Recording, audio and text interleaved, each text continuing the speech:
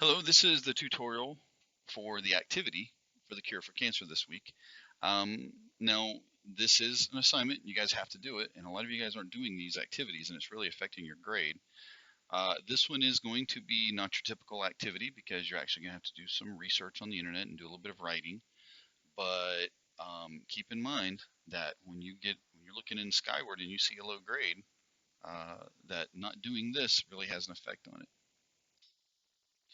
The objective is to present evidence to answer questions about the search for a cure for cancer. And if you guys don't know, cancer is one of the leading killers in the United States. We die from cancer. I think it's the third leading cause of death.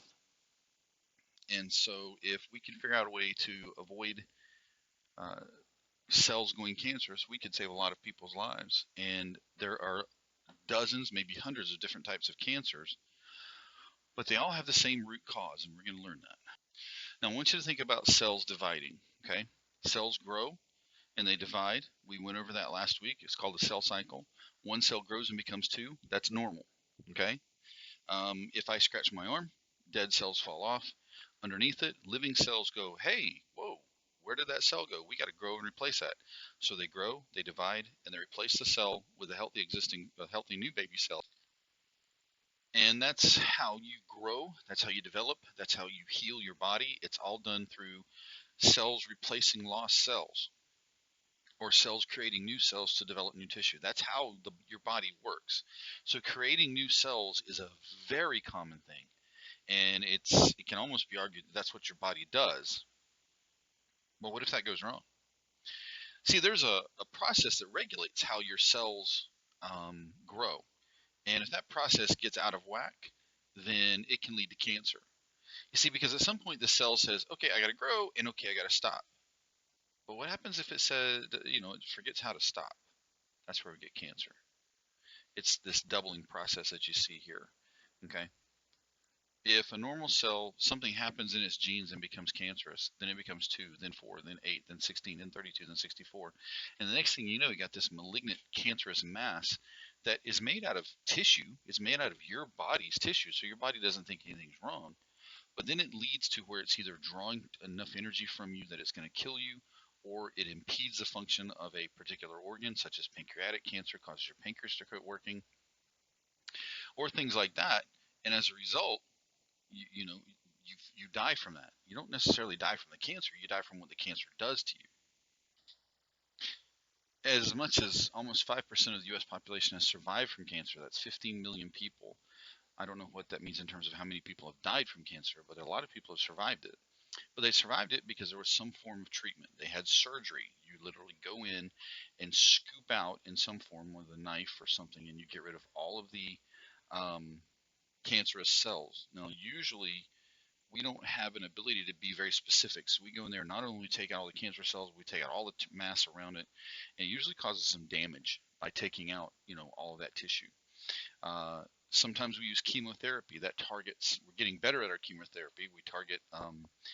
We're learning how to target only cancer cells. We're getting better with our radiation therapy because we only focus the radiation right on the cancerous cell. Targeted therapy, immunotherapy, stem cell treatment, hyperthermia. That's interesting. They cool your body down. Photodynamic. How weird is that, right? We give you a combination of chemicals, and light is having some effect on cancerous cells. Laser treatment, blood transfusions. I mean, these are the ones, starting at targeted therapy and then going all the way over to the right. These are all the weird stuff. I think stem cells are going to have a pretty interesting effect. What you're going to do is you're going to make an argument about a cure for cancer.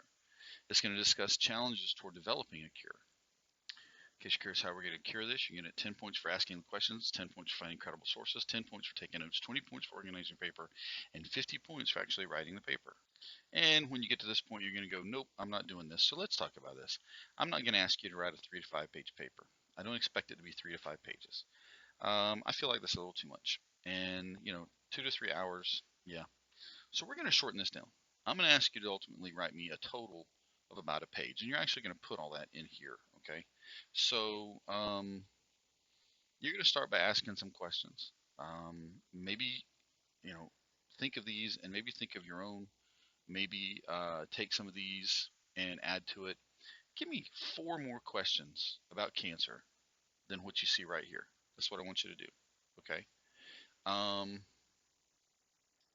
Next thing I want you is I want you to find me some sources.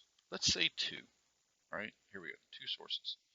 I want you to take a look at those 2 sources and make sure they're credible. So don't just go find me the first 2 hits you get off Google.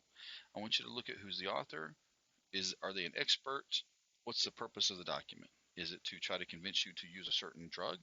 Then that's not a very credible source, is it? Does the document state facts that scientists can prove with evidence, or are we talking about, like, aliens can beam you up, right? Um, are there opinions in the document? How old is the document? And does the document cite other sources? Okay.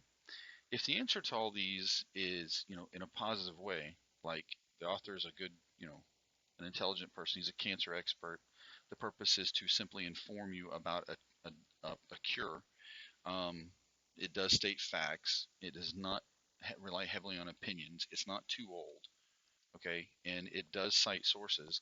Then you may have found a credible site. Write down 2. And here are 2 that you can't use right here. But you don't have to. You can just give me the URL and maybe the title. You don't have to write it all down like this, okay?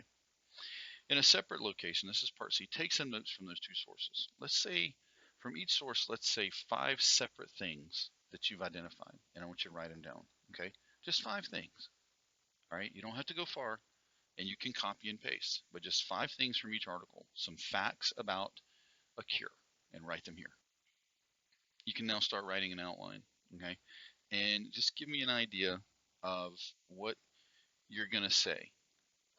So you know how an outline looks. Just give me an idea of how an introduction, and then talk about what happens in it, okay? And do not do this one, but this is an example. And then finally, just write about 2 paragraphs using the information from above. So ultimately, I'm not going to make you write 2 pages, just 2 paragraphs, okay? But read it over. Make sure it makes sense. This is not going to take you very long, okay? You should be able to do all of this in an hour, and I'm going to give you a grade for it. But if you skip this, you're going to get a 0. Please don't do that. Shoot me an email if you have any questions about it, and then, get to work.